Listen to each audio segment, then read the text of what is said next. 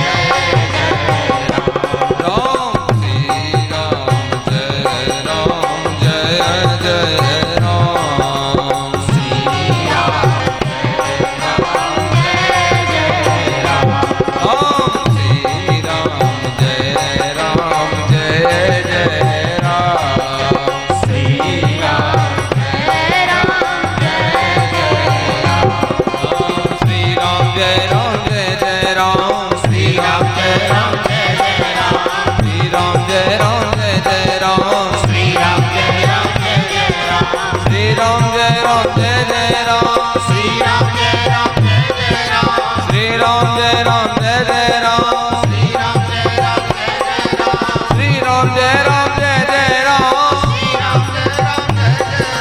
श्री राम जय राम जय जय राम, श्री राम जय राम जय जय राम, श्री राम जय राम जय जय राम, श्री राम जय श्री राम जय राम जय जय राम, श्री राम जय राम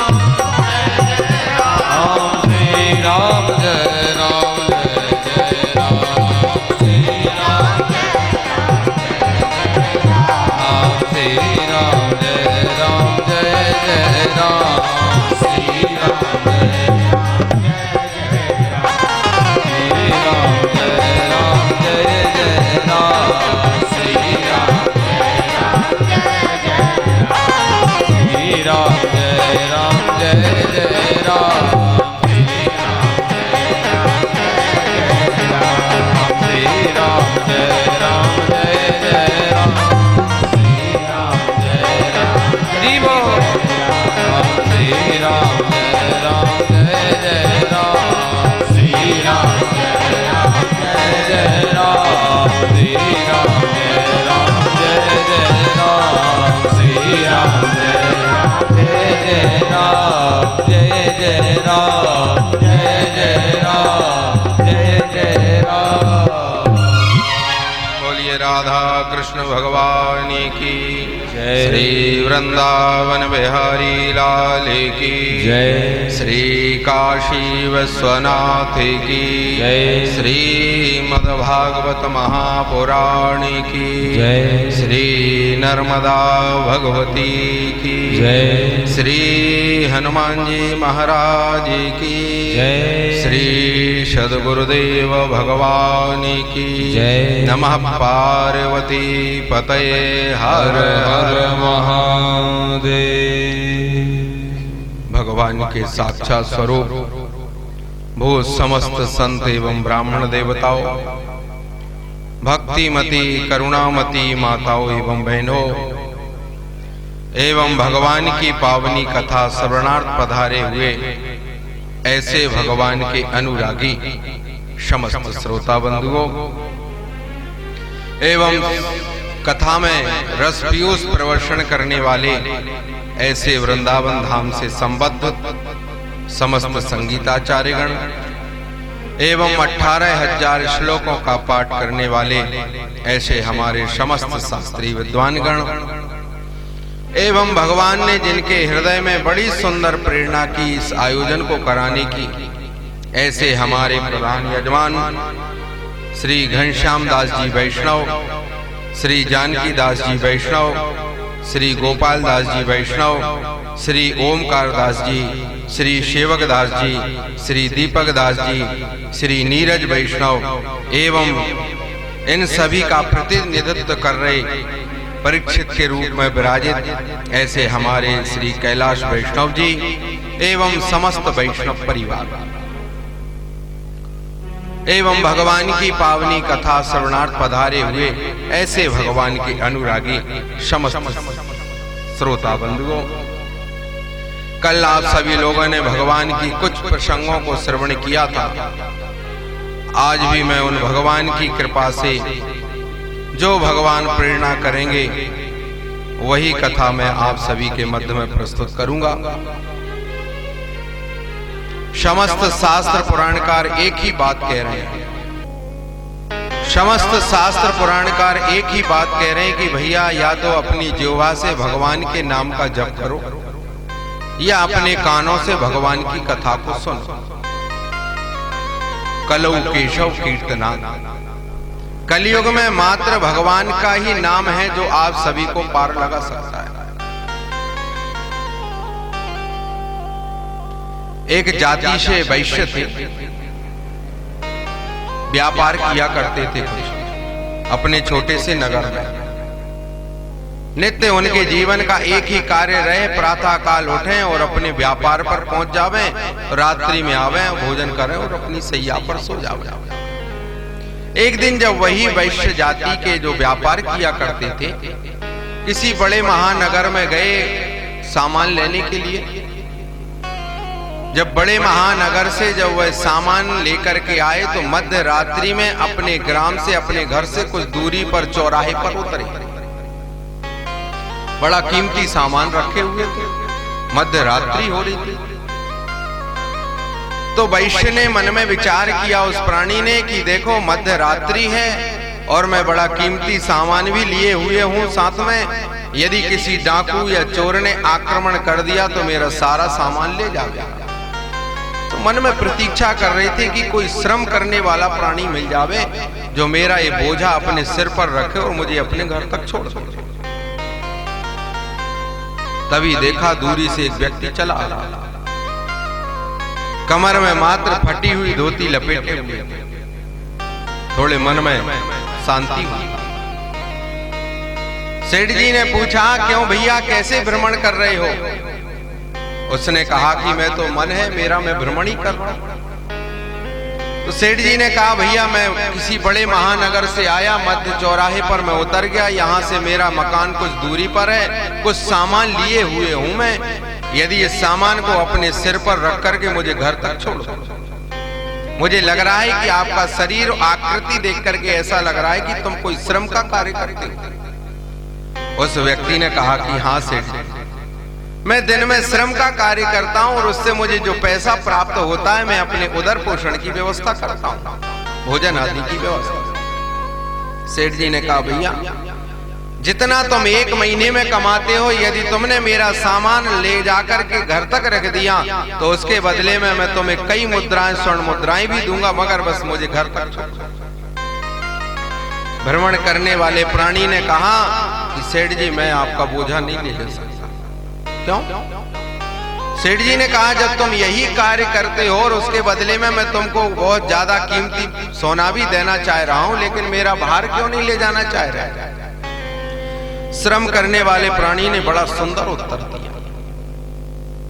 उसने कहा, सेठ जी दिन में तो मैं परिश्रम करता हूं, उससे मैं अपने जीवन में जो भी परिश्रम किया है उससे मैं अपने उदर पोषण की व्यवस्था करता हूं, लेकिन रात्रि में क्यों भ्रमण कर रहे हो? तो श्रम करने वाले व्यक्ति ने कहा कि सेठ जी रात्रि में मात्र मैं भगवान की कथा श्रवण करने की इच्छा से मैं भ्रमण कर रहा हूं। सत्संगमम लभते ज्ञानम। सेठ जी आश्चर्य। जब उस श्रम करने वाले प्राणी ने देख लिया कि अरे सेठ जी धर्म संकट में हैं, तो उसने कहा, चलो ठीक है, मैं आपका सारा बोझा मैं अपने सिर पर रख लेता हूं, लेकिन पैसा नहीं लूंगा। तो क्या लोगे? आपको भगवान की कथा सुनाते हुए चलना पड़ेगा। सेठ जी ने तो जीवन में कभी भगवान की कथा को सुना ही नहीं था, जानते ही नहीं थे। तो सेठ जी ने कहा, भैया मैंने कथा तो सुनी नहीं, आज तक जीवन में सत्संग किया नहीं, मैं तो कथा जानता ही नहीं कैसी होती है। तो श्रम करने वाले प्राणी ने कहा, यदि तुमने भगवान की कथा को नहीं सुना हो, ना तुम जानते हो, तो ऐसा करो मैं तुम्हारा सारा बोझा अपने सिर पर रख लेता हूं, लेकिन बदले में तुमको भगवान की कथा सुनते हुए चलना पड़ेगा। सेठ जी ने कहा, चलो अच्छा हुआ, ठीक है, जीवन में कभी समय मिला नहीं व्यापार से, इसलिए मैं कथा भगवान की सुनी नहीं। आज आपत्ति काल में इस श्रम करने वाले प्राणी से मैं भगवान की कथा को भी सुन लूंगा।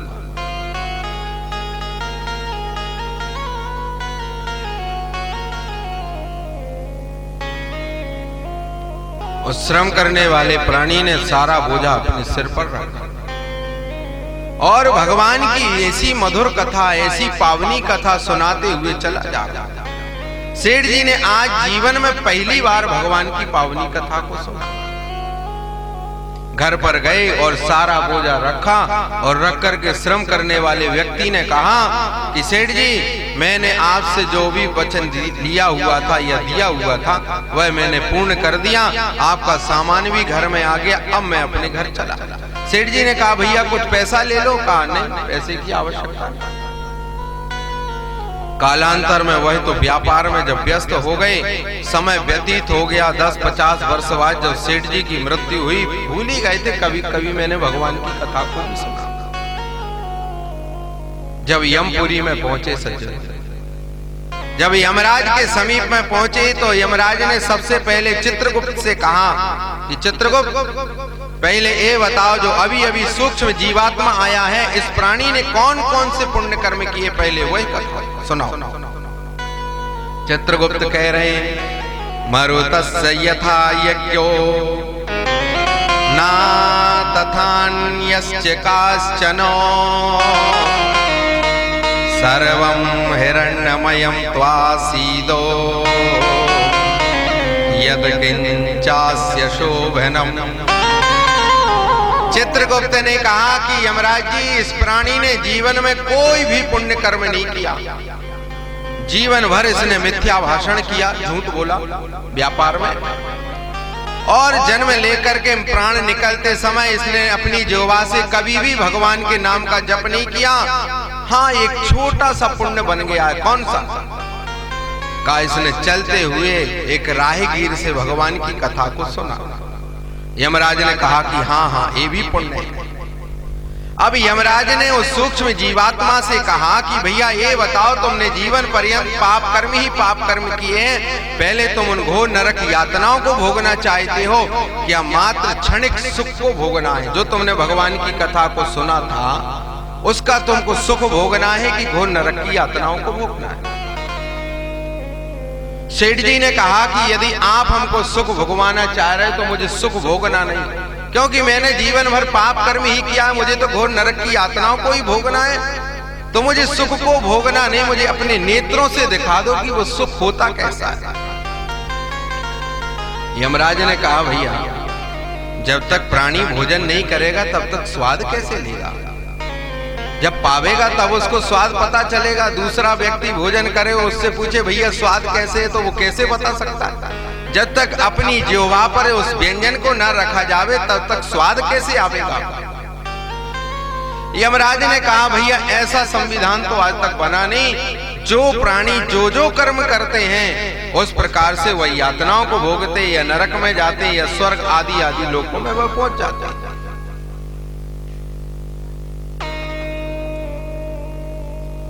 जब ये प्रकरण यमराज के मन में आया, जीवात्मा भी अड़ गया कि नहीं नहीं, मुझे उस सुख को भोगना नहीं, मुझे अपने नेत्रों से देखना है। तो यमराज ने कहा, भैया जिन्होंने सृष्टि बनाई है, चलो मैं थोड़ा उनसे जाकर के चर्चा करके आओ। अब यहां से यमराज जी चले ब्रह्मलोक में पहुंचे, वहां जाकर के स्तुति कर रहे हैं। ब्रह्मजन्यानम प्रथमम पुरुस्तादुषीमता सूरजो बेन आवा। ब्रह्मा जब ब्रह्मलोक में पहुंच गए तो ब्रह्मा जी ने पूछा, अरे यमराज जी आप कैसे आए यमपुरी को छोड़ करके? यमराज ने कहा कि ब्रह्मा जी, हमारे नरक में यमपुरी में एक ऐसा व्यक्ति आया, उस सुख को नहीं भोगना चाह रहा, अपने नेत्रों से उसको देखना है। बोलिए सच्चिदानंद भगवान की।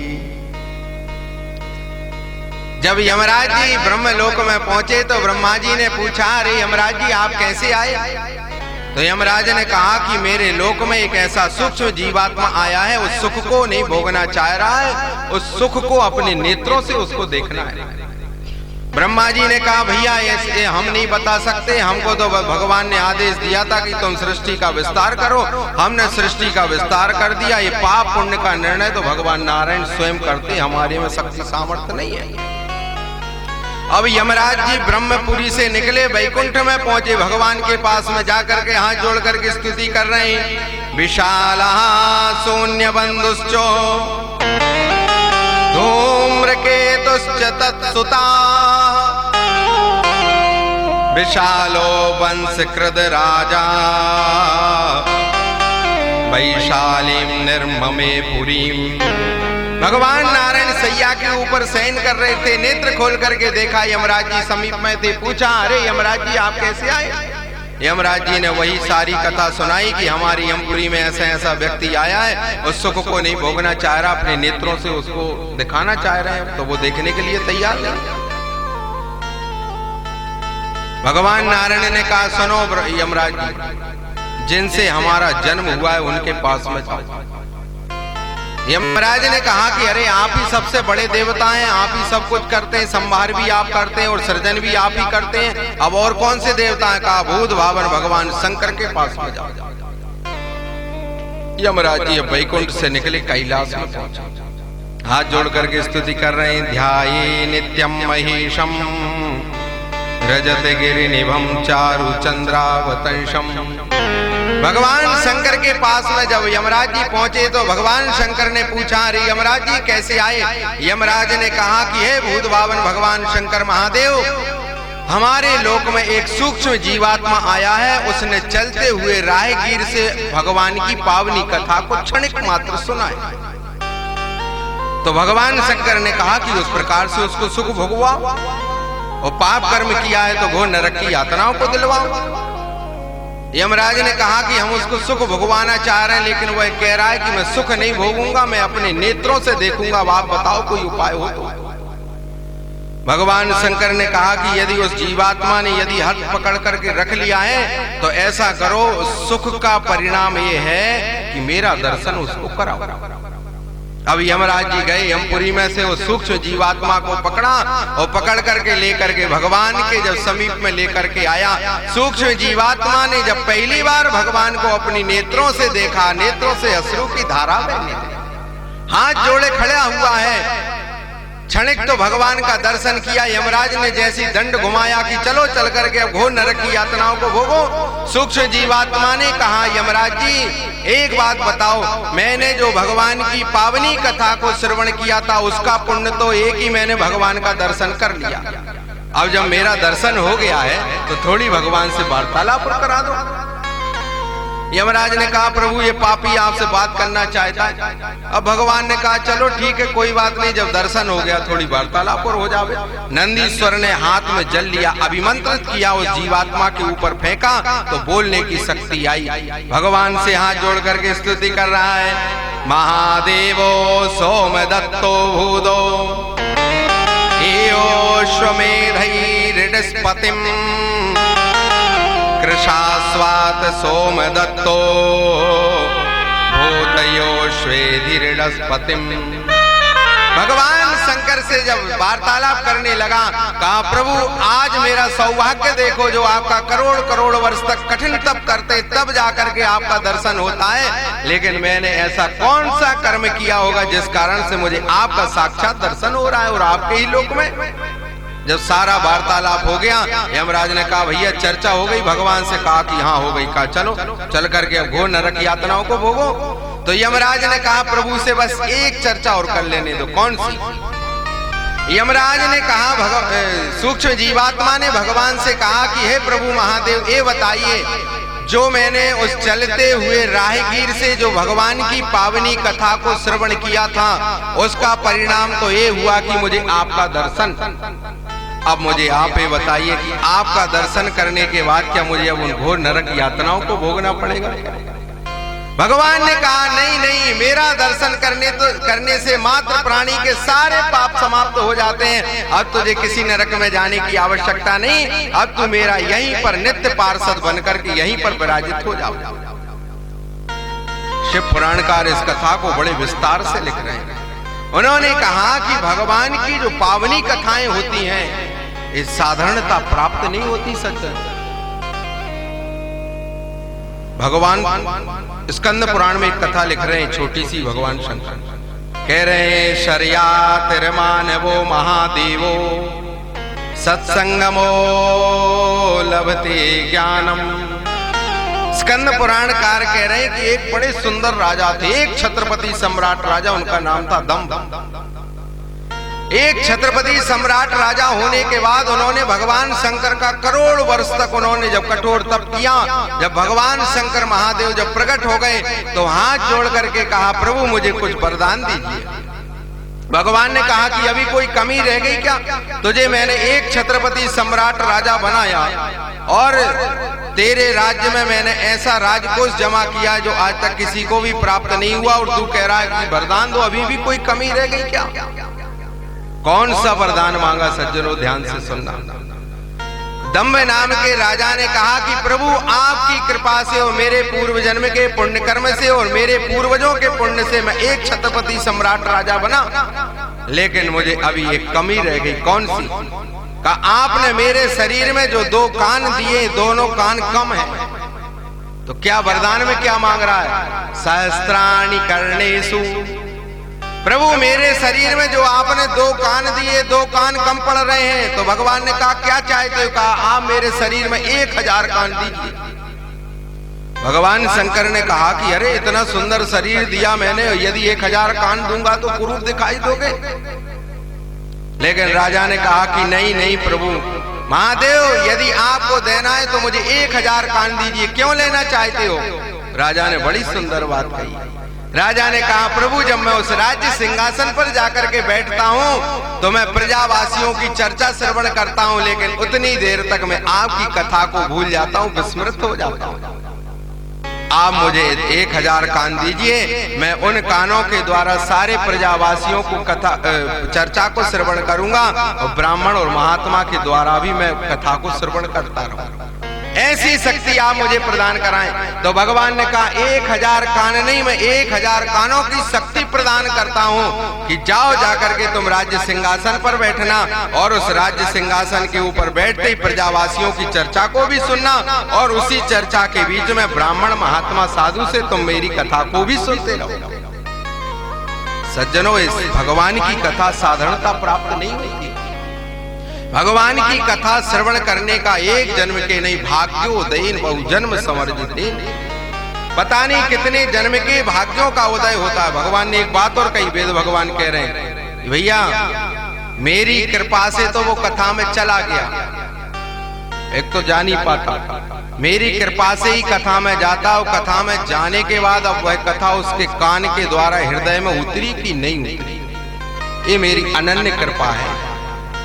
यदि उसके हृदय में यदि वह मेरी पावनी कथा उतर गई तो समझ लो कि मेरी उसके ऊपर अनन्य कृपा हो गई। नहीं तो ऐसे बहुत से लोग आते, कथा सुनी और अपने घर चले गए, फिर पूछा शाम को क्यों महाराज ने क्या कहा, भूल ही गए, पता ही नहीं क्या बोल गया। अब ऐसे भजन और चुटकुला मारते रहे होंगे तो क्या समझ में आई। इसलिए भगवान की जो पावनी कथा को श्रवण किया वह हमारे जीवन में उतरी कि नहीं उतरी, यही भगवान शंकर कह रहे हैं कि राजन जाओ जाकर के राज्य सिंहासन पर बैठना और मेरी कथा को तुम जीवन पर्यंत ही श्रवण करते रहना। इस सत्संग की महिमा सज्जनों साधन नहीं है, भगवान की पावनी कथा और भगवान का पावन नाम बड़ा महत्व है, इसलिए भगवान की कथा को श्रवण करना चाहिए। बोलिए सच्चिदानंद भगवान की जय। शास्त्री जी यहाँ आ जाइए, मंच पर आ जाओ, यहाँ आ जाइए, यहाँ ठीक रहेगा। हमारे क्षेत्र के आप सभी के चित परिचित संगीत के मूर्धन्य विद्वान हरिदासाचार्य जी का आगमन हमारे मंच पर हो रहा है। भजन भी आप श्रवण करिए और ऐसे हमारे मध्य में संगीताचार्य जी का आगमन हो रहा है। राम के बिना सीता राम के बिना, राम के बिना घनश्याम के बिना, जल जाए जिह्वा पापणी राम के बिना, जल जाए जिह्वा पापणी राम के बिना, राम के बिना घनश्याम के बिना, राम के बिना घनश्याम के बिना, जल जाए जिह्वा पापड़ी राम के बिना, चल जाओ जिह्वा पापड़ी राम के बिना, जल जाए जिह्वा पापड़ी राम के बिना।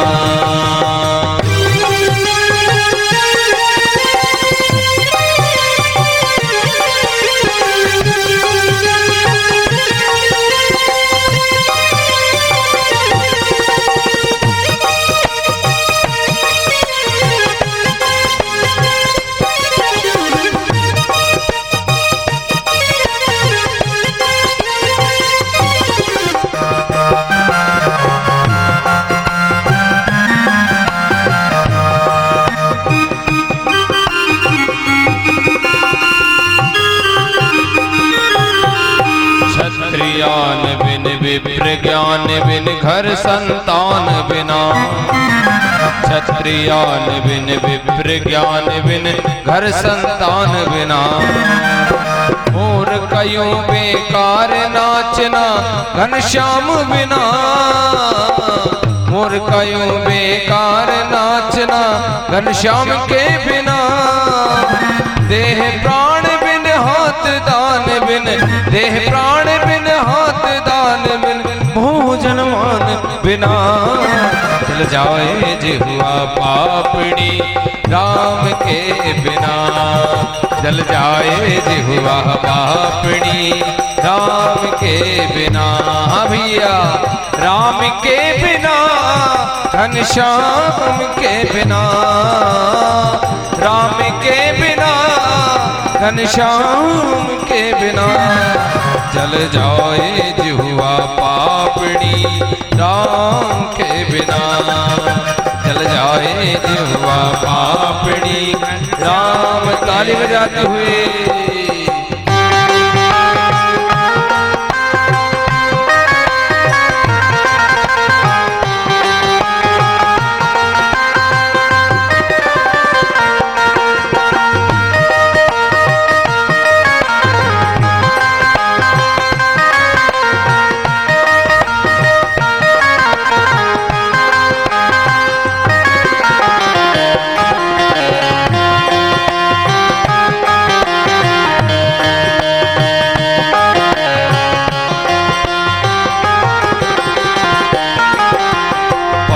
शंख बिन बिच्छू टंक बिन आरती संग बिना। पंछी पंख बिन बिच्छू टंक बिन आरती संग बिना। गणित कंक बिन कमल पंख बिन निसमय अंक बिना। गणित अंक बिन कमल पंख बिन निसमय अंक बिना। व्यर्थ भ्रमण और चिंतन भाषण। व्यर्थ विमल और चिंतन भाषण अच्छे काम बिना। जल जाए जिह्वा पापड़ी राम के बिना। जल जाए जिह्वा पापड़ी राम के बिना। भैया राम के बिना सीता राम के बिना। राम के बिना सभी बोलेंगे के बिना। जल जाए जिह्वा पापड़ी राम के बिना। जल जाए जिह्वा पापड़ी राम के। इसलिए बोलेंगे सीता राम राम राम। राजा राम राम राम। सीता राम राम राम। राजा राम राम राम। सीता ताली बजाते हुए बड़े भाव से। सीता राम राम राम। राजा राम राम राम। सीता राम राम राम। सीता राम राम राम। राजा राम राम राम। सीता राम राम राम। राजा राम राम राम। जल जाए जिह्वा पापड़ी राम के बिना। जल जाए जिह्वा पापड़ी राम के बिना। जल जाए जिह्वा पापड़ी राम के बिना। जल जाए जिह्वा पापड़ी राम के बिना।